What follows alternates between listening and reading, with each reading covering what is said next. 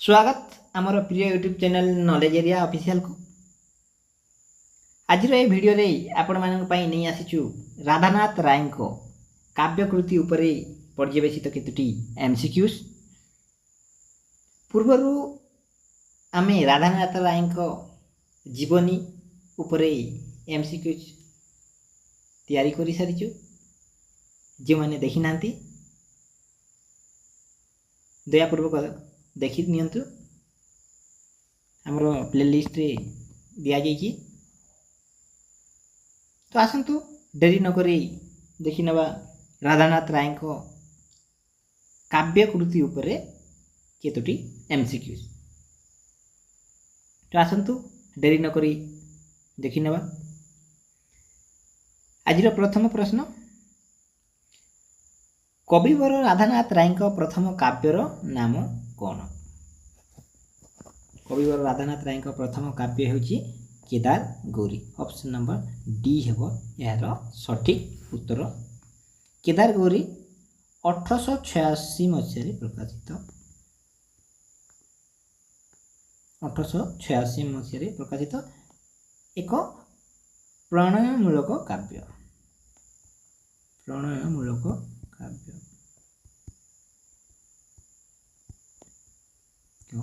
काव्य प्रथम काव्य होची केदार गौरी। परवर्ती प्रश्न, राधानाथ राय को मौलिक ओडिया कवितार नाम कौन? प्रथम मौलिक ओडिया कवितार नाम कौन? ए पवन, बी बेणी संहार, सी भारतेश्वरी, डी चिलिका। राधानाथ राय को प्रथम मौलिक ओडिया कविता हेउछि पवन। ऑप्शन नंबर ए है यार सठिक उत्तर। परवर्ती प्रश्न, ओडिया साहित्यर प्रथम प्रबंध विवेकी क्यों पत्रिका रे प्रकाशित होइथिला?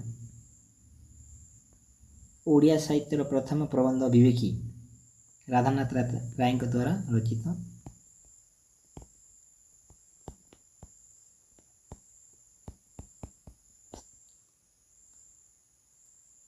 विवेकी क्यों पत्रिका रे प्रकाशित होइथिला? उत्कल दर्पण, उत्कल साहित्य, उत्कल प्रभा, प्रज्ञा। यार सठिक उत्तर हेबो उत्कल दर्पण। विवेकी केबे प्रकाशित होइथिला? 1873 मसीह प्रकाशित होइथिला। तो सठिक उत्तर हेबो कोन? उत्कल दर्पण।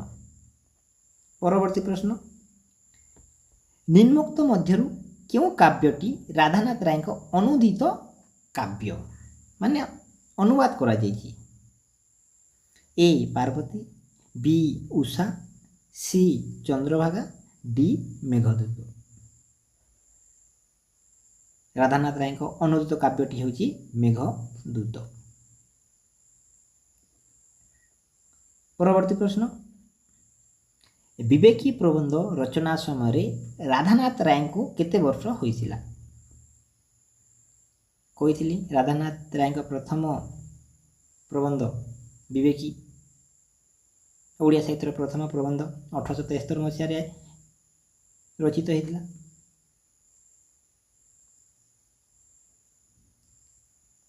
केते वर्ष बयस रे से रचना करथिले? जेतेबेले राधानाथ राय को 25 वर्ष होइतिला से समय से विवेकी प्रबंध रचना करथिले। ई विवेकी प्रबंधर विषय वस्तु को 4 भाग रे प्रकाशित होइछि। विवेकी प्रबंधर विषय वस्तु जहाँ विषय वस्तु अछि 4 भाग रे प्रकाशित 4 भाग रे प्रकाशित। सठिक उत्तर हेबा 25 वर्ष बयस रे से विवेकी प्रबंध रचना करथिले। निम्न दिया जाइथिबा क्यों कविता संकलनटी राधानाथ राय एवं मधुसूदन राय को यौथ रचना माने मिलित भाव रे राधानाथ राय एवं मधुसूदन राय गुरु शिष्य रचना करिसेंती? एकदा मधुसूदन राव राधानाथ राय शिष्य थिले। गुरु शिष्य मिसिकी क्यों कविता संकलन रचना करथिले? ए कवितावली, बी छांदमाला, सी कुसुमांजलि, डी बसंत गाथा। यार सठिक उत्तर हम ऑप्शन नंबर ए कवितावली। परवर्ती प्रश्न रही राधानाथ राय दरबार काव्यटी क्यों धरणर रचना? ए रसात्मक, बी व्यंगात्मक, सी प्रेम प्रणय, डी विरह जनित। यार सठिक उत्तर हम ऑप्शन नंबर बी व्यंगात्मक। दरबार काव्यटी व्यंगात्मक काव्यटी। परवर्ती प्रश्न रही राधानाथ राय प्रसिद्ध खंडकाव्य चिलिका क्यों वर्ष में रचित होइथिला? ए 1870, बी 1872, सी 1875, डी 1891। राधानाथ राय चिलिका काव्य 1891 मसीहा उत्कल प्रभा पत्रिका प्रकाशित होता। उत्कल प्रभा पत्रिका प्रकाशित होता। ये चिलिका एक वर्णनाधर्मी काव्य अटे। वर्णनाधर्मी काव्य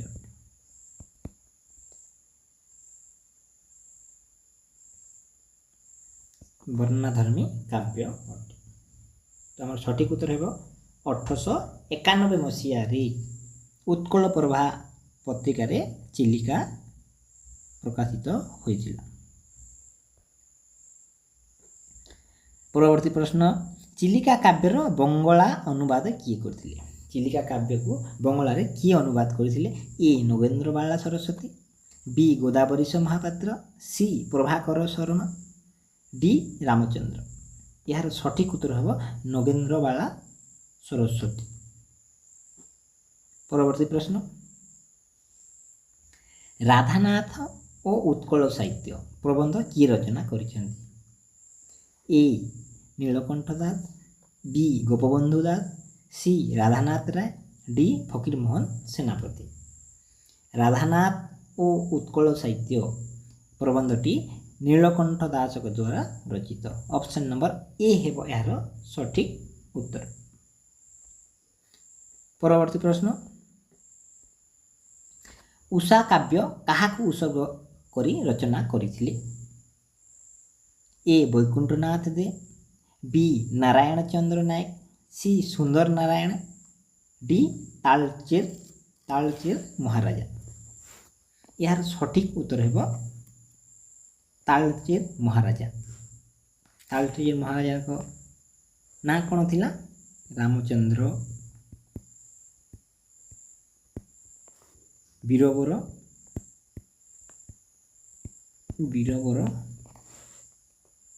हरिचंदन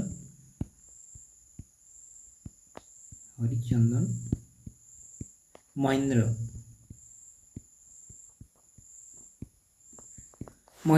को उत्सर्ग करा जाइथिला। सठिक उत्तर है कौन? तालचेर महाराजा। परवर्ती प्रश्न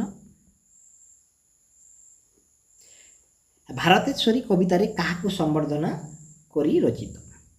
ए इंग्लैंड रानी Victoria, B Vasudev Sudhaldev, C Sundar Narayan, D Talcher महाराज।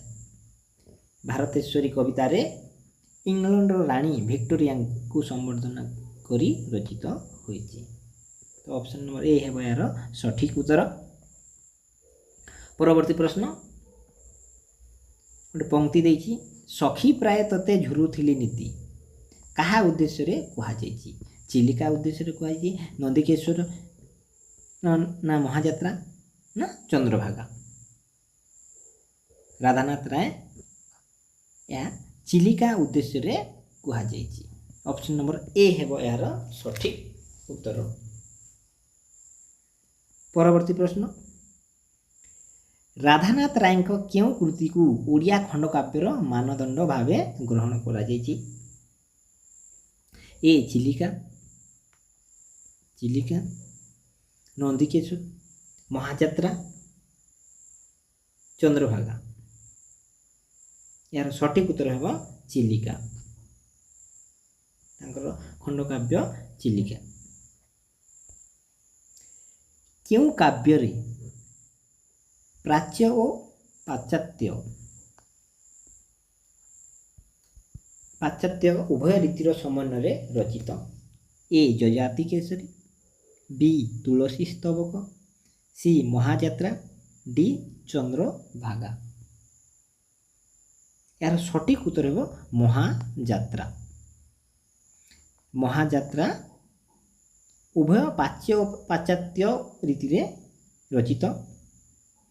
यहाँ एक असमाप्त काव्य, असमाप्त काव्य काव्य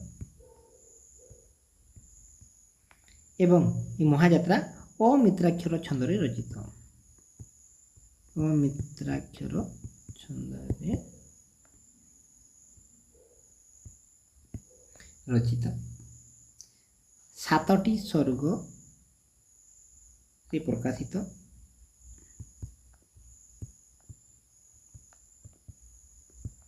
स्वर्ग रे प्रकाशित। तो हमर सठिक उत्तर है ऑप्शन सी महाजात्रा।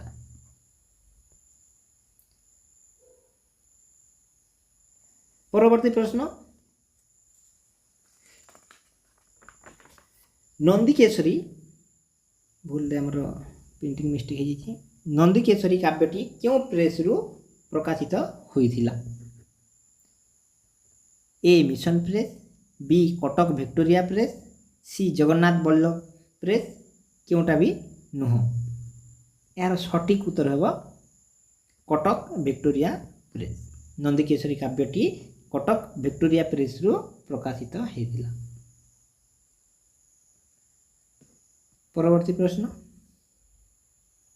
राधानाथ राय को महाजात्रा काव्य क्यों पत्रिका रे प्रकाशित होइथिला?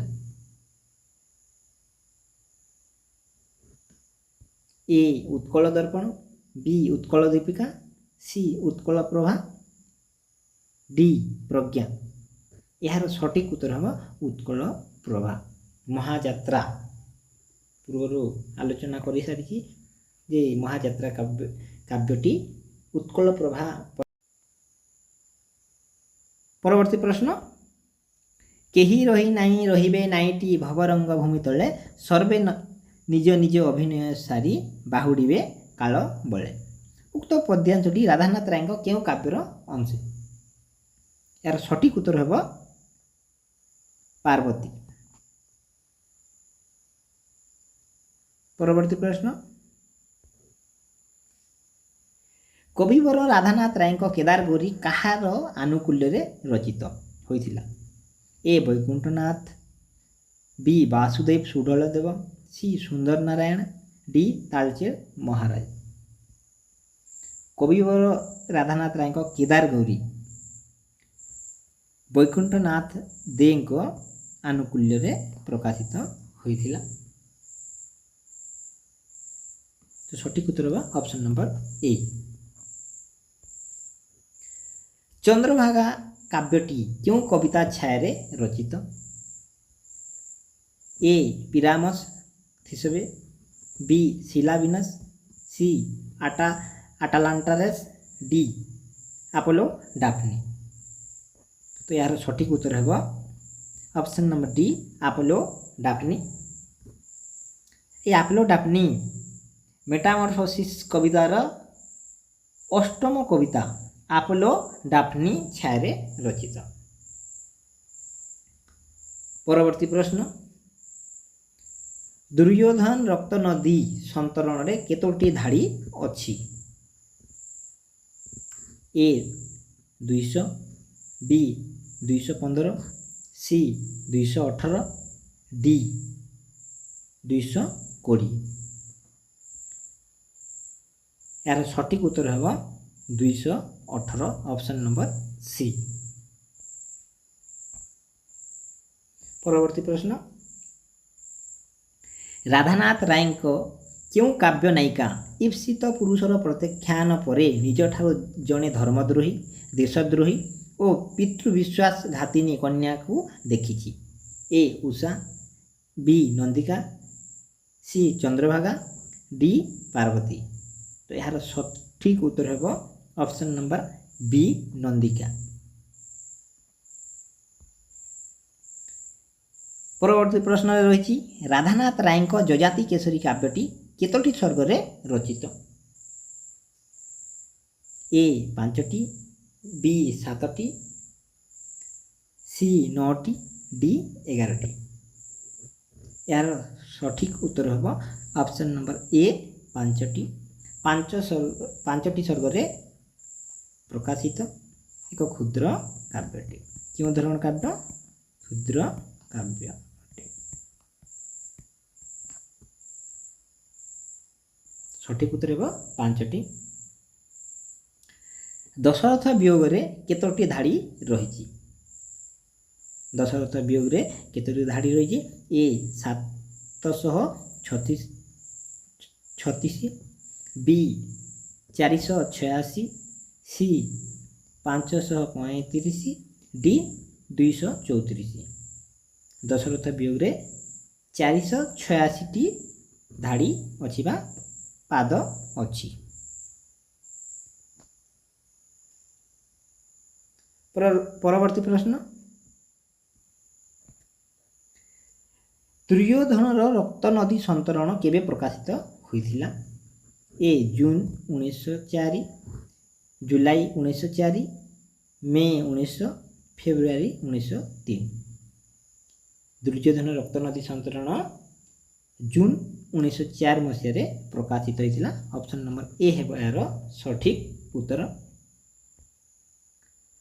ଧନ୍ୟବାଦ ଭିଡ଼ିଓଟିକୁ ଶେଷ ପର୍ଯ୍ୟନ୍ତ ଦେଖିଥିବାରୁ।